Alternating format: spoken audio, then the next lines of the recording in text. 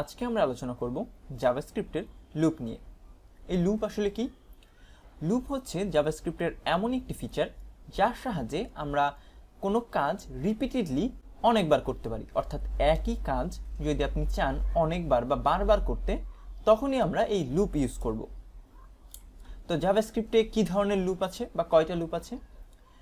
জাভাস্ক্রিপ্টে total loop আছে 5টা। তো শুরুতেই আমরা যেটা দেখব সেটা হচ্ছে ফর লুপ, তারপরে থাকছে for in loop, for of loop, while loop এবং ডু হোয়াইল লুপ। এই প্রত্যেকটি লুপের সাহায্যেই আমরা সেম কাজই করতে পারি, বাট প্রত্যেকটার সিনট্যাক্সে কিছু চেঞ্জ আছে এবং এগুলোর প্রত্যেকটারই কিছু অ্যাডভান্টেজ এবং ডিসঅ্যাডভান্টেজ আছে। তো আজকে আমরা যেটা নিয়ে আলোচনা করব সেটি হচ্ছে ফর লুপ। তো এই ফর লুপ কীভাবে লিখতে হয়, এটার সিনট্যাক্সটা হচ্ছে এরকম। আমাদের এখানে আমরা ফর কিওয়ার্ডটা ইউজ করে একটা প্যারেনথেসিস দেব এবং তার ভেতরে 3টা স্টেটমেন্ট থাকবে এবং এই 3টি স্টেটমেন্টের উপরে ভিত্তি করে আমরা এই যে সেকেন্ড ব্র্যাকেট দেখতে পাচ্ছি এর ভেতরে যেই স্টেটমেন্টগুলো থাকবে বা যেই কোডগুলো থাকবে সেইগুলা বারবার রিপিটেডলি এক্সিকিউট হতে থাকবে। তো শুরুতেই আমরা যেটা দেখতে পাচ্ছি স্টেটমেন্ট 1, এটা হচ্ছে ইনিশিয়ালাইজেশন। এখানে আমরা ফর লুপের যে কোনো ভ্যালু ইনিশিয়ালাইজ করে থাকি এবং তারপরে আমরা চলে যাচ্ছি সেকেন্ড স্টেটমেন্টে এবং এটা হচ্ছে কন্ডিশন। এখানে আমরা কন্ডিশন দিয়ে থাকি যেই কন্ডিশনের উপরে ভিত্তি করে আমাদের ফর লুপটা ঘুরবে এবং তারপরে আমরা ইনক্রিমেন্ট অথবা ডিক্রিমেন্ট যে কোনোটাই ইউজ করি এখানে। তো এইগুলো আসলে কোনটা কি এবং কিভাবে কাজ করে এগুলো নিয়ে আমরা বিস্তারিত আলোচনা করব। তো এখন আমরা এর জন্য চলে যাচ্ছি আমাদের কোড এডিটরে।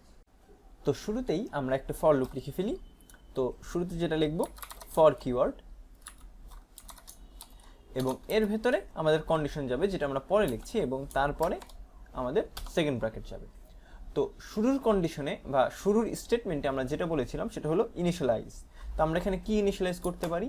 সাপোজ আমি ইনিশিয়ালাইজ করলাম লেট i ইকুয়াল টু 0 এবং আমরা চাচ্ছি যে 5বার কোনো একটা লেখা প্রিন্ট করব, একটা সেম লেখা।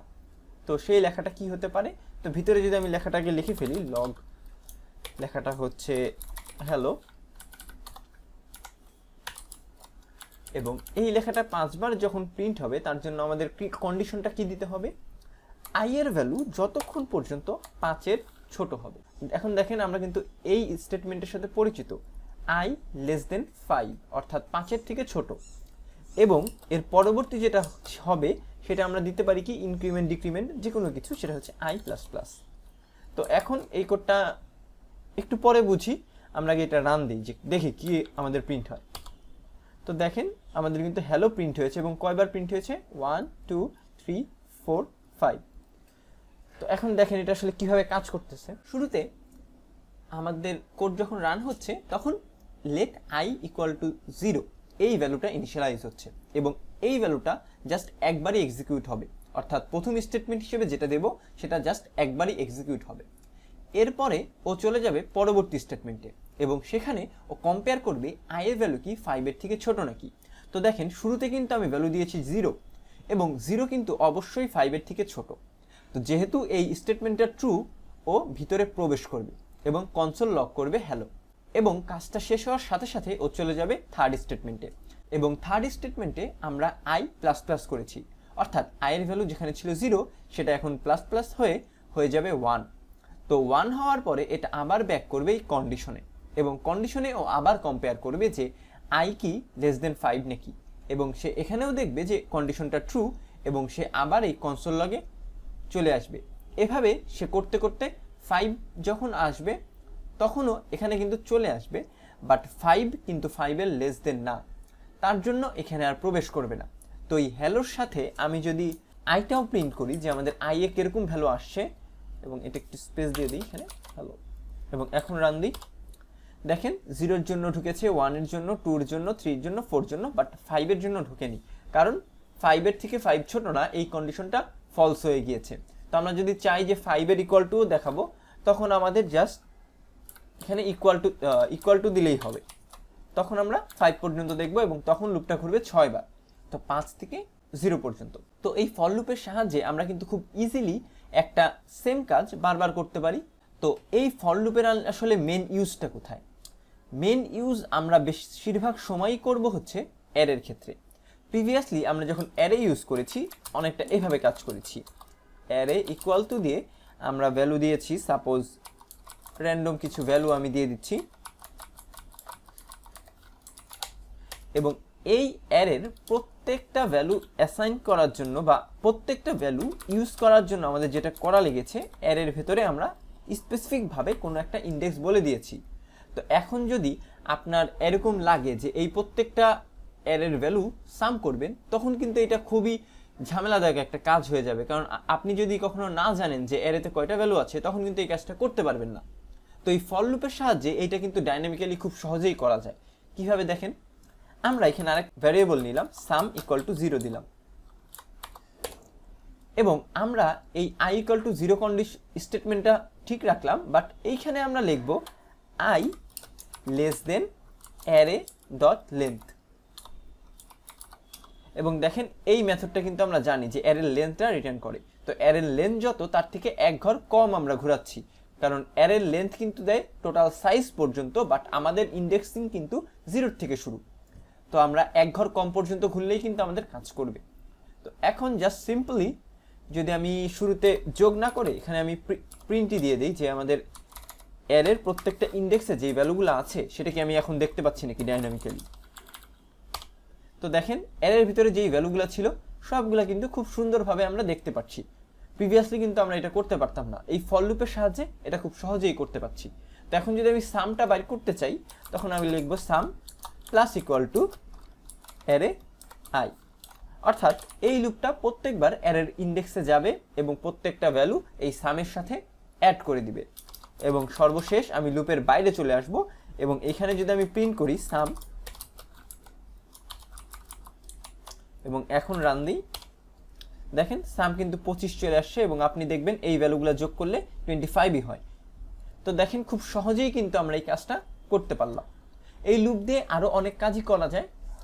এখন আপনারা ভাবতে পারেন যে এইখানে যে আমি 0 দিলাম এটা কি ফিক্স নাকি, এরকম কিন্তু না, আমরা চাইলে যে কোনো ভ্যালু দিতে পারতাম, চাইলে 1 দিতে পারতাম, এবং 1 দিয়ে যদি রান দিই, দেখেন ফার্স্টের এই 3 যোগ হয় নাই, যার জন্য ভ্যালু আসছে 22।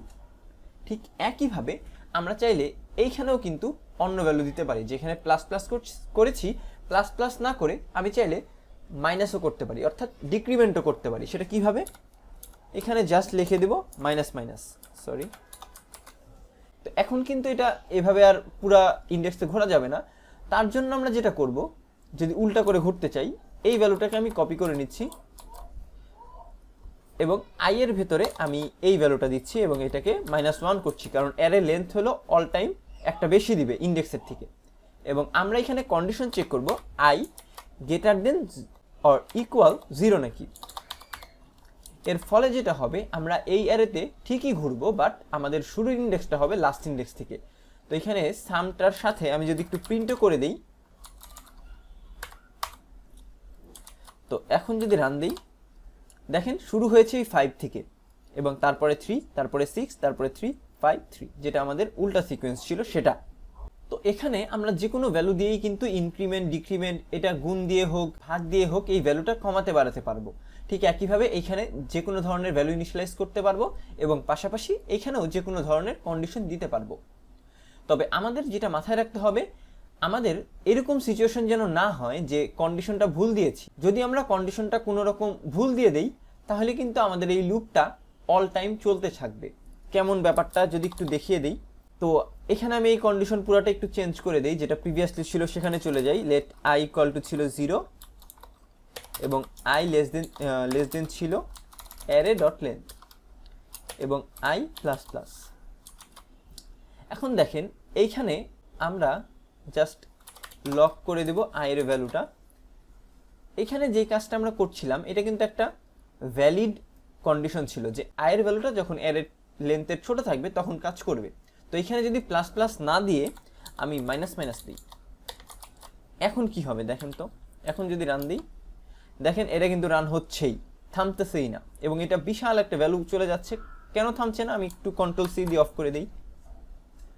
তো কেন এটা থামছে না, কারণ আমরা কিন্তু i এর ভ্যালু 0 করার পরে i এর ভ্যালুটা মাইনাস মাইনাস করছি। এর ফলে এই কন্ডিশনটা কখনোই ফলস হবে না, অর্থাৎ আই এর ভ্যালু কিন্তু কমতেই থাকবে, এর লেন্থের থেকে অল টাইম কমই থাকবে।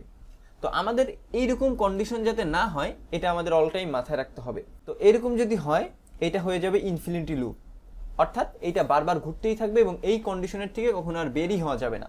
তো আমাদের এইটা অবশ্যই মাথায় রাখা লাগবে যে আমরা কখনো যেন এরকম কোনো কন্ডিশন না লিখি যেটা ইনফিনিটি লুপে পড়ে যায়। তো আজকের ফর লুপের ভিডিও এ পর্যন্তই।